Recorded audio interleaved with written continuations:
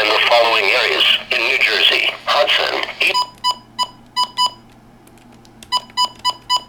Southern Westchester, Manhattan, Bronx, Staten Island, Brooklyn, Suffolk, Queens, Nassau, Northeast Suffolk, and Southeast Suffolk. Coastal flood warning remains in effect from 6 p.m. this evening to midnight tonight. Tidal departures 1 to 2 feet above normal. Beach erosion, surf of 7 to 9 feet can't be expected along the Atlantic coast.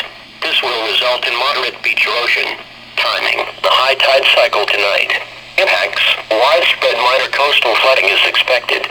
Areas of moderate flooding are possible, especially along the north shore of Long Island and coastal Connecticut. However, this will depend on the exact timing and intensity of the system.